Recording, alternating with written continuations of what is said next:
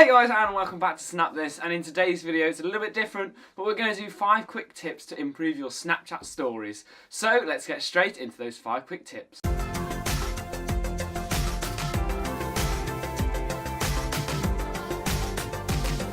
Welcome back guys. If you're new around here, welcome to Snapthis, welcome to the channel, and we make social media videos to help you guys get the most out of your social media. The last 4 months I've spent heavily using Snapchat, hence the cushions, but that doesn't mean we can't digress in the future. Anyway, with my introduction done, let's get into those quick tips. So to kick things off, we're going to be doing tip number 1, and this is how to rotate landscape video that you've filmed using the Snapchat camera. Normally the rule of thumb is you film in a portrait orientation because Snapchat is designed for viewing videos portrait.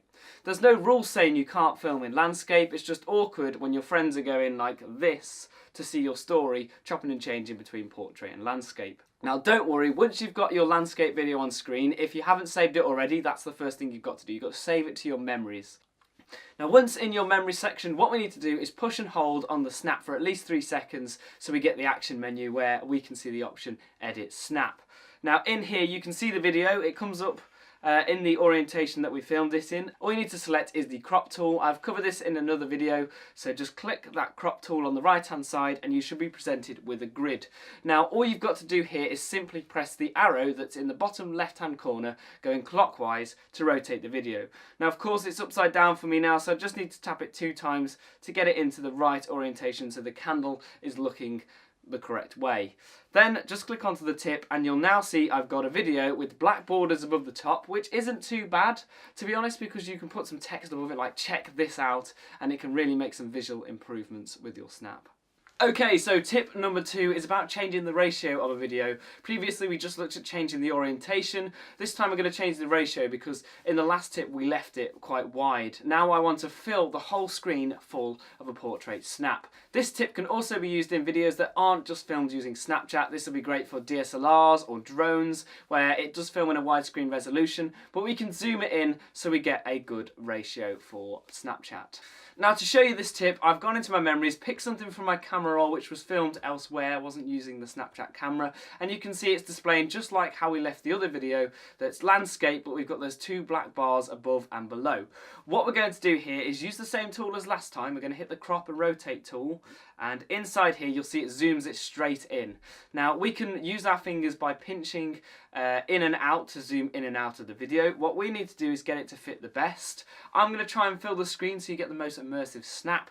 So I'm going to try and find the best angle for us, and I think it's going to be probably fill all the screen and leave it there. I'm going to click the tick to see how it displays, and as you can see Sam's on screen here walking across the rocks. I'm just going to make sure he stays in the shot at all times, and he hasn't, so I'm just going to tap it again and just move it over so he's there, and I'll watch it over again to make sure that it fits perfectly.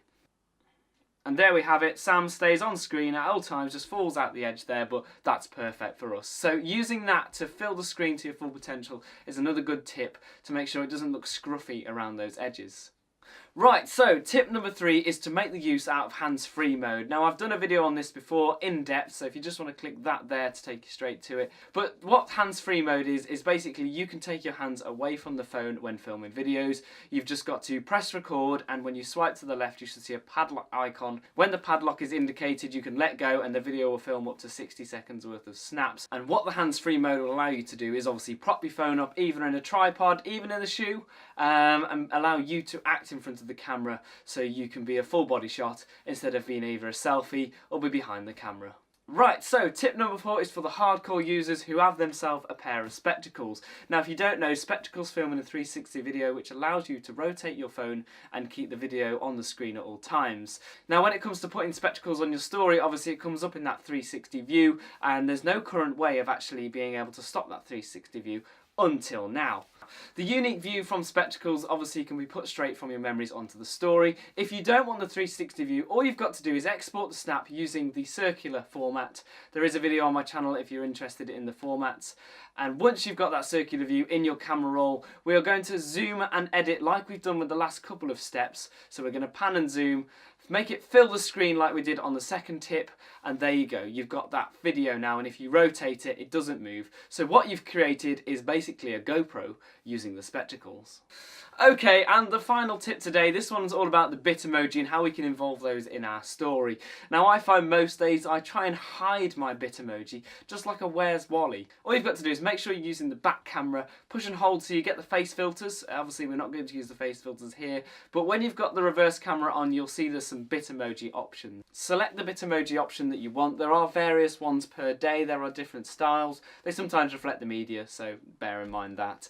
Now when you've got the bit emoji you want, we recommend that you aim the camera at the place you're going to hide the bit emoji, resize him, and then you can move away because the virtual reality has done its business and you should be able to look back where he was and he should be in the same place, which is really good for virtual reality, so I'm glad that that section's in there. I've hid my bit emoji in many snaps before and people like it because it is like a little mini game trying to find out where is the Snapthis bit emoji. Anyway guys, thank you very much for watching Snapthis today. It's been a pleasure to bring these 5 quick tips. These are 5 quick tips that I've tried to find that no one else has done. I've gone for more filming techniques and story techniques than just the average 5 tips.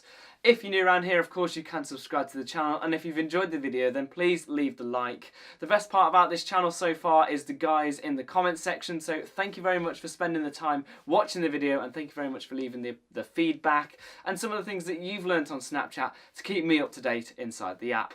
These techniques should work on Apple and Android, and that's everything I've got in today's video, so we'll catch you in the next one.